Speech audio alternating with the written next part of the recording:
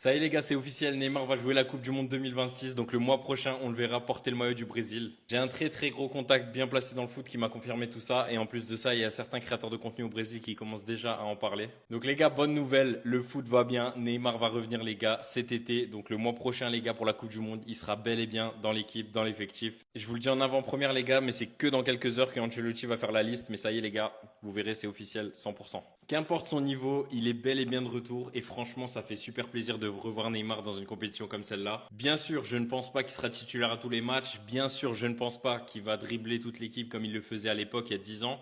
Mais ça fait tellement plaisir de le revoir et j'espère qu'il va prendre un maximum de plaisir, qu'il va nous gâter pour cette Coupe du Monde. Les gars, bien sûr, on va soutenir l'équipe de France à 2000%. Et voilà, s'il y a France-Brésil, bah les gars, les Brésiliens, on va les éteindre. Mais en tout cas, je pense que c'est la meilleure nouvelle des 5 dernières années dans le football, les gars. Je sais pas si vous vous rendez compte, mais toute la planète va parler de ça cette nuit.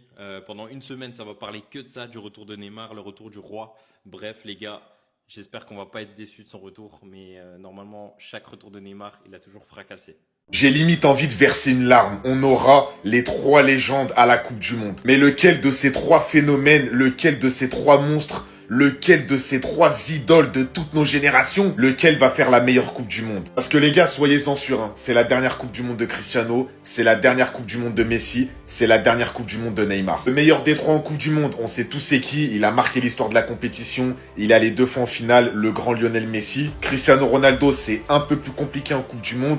Il a pas fait grand chose. Neymar, il a jamais gagné de Coupe du Monde, mais il a quand même un peu plus prouvé dans la compétition que CR7, je trouve. Et ça va tellement être légendaire de voir le Portugal jouer, l'Argentine jouer, le Brésil jouer. D'ailleurs, les 3, ils avaient parlé sur la Coupe du Monde. Messi, il avait dit la logique était que je n'y arrive pas, en gros à la Coupe du Monde. Mais bon, on y est maintenant. CR7, il avait dit ce sera mon dernier mondial, j'aurai 41 ans et je pense que ce sera le moment. Et Neymar, il avait déclaré j'ai une dernière mission, la Coupe du Monde 2026. Si Ronaldo gagne la Coupe du Monde, ce sera la première de son pays et la première qu'il a gagnée. Messi, ce serait la 4e de l'Argentine et la 2e qui gagne. Et Neymar, ce serait la première de sa part et ce serait la 6e du Brésil.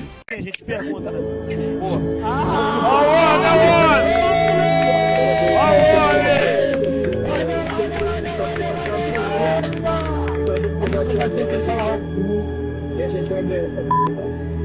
Aí, ó, falei com a menina. Bota no microfone dele.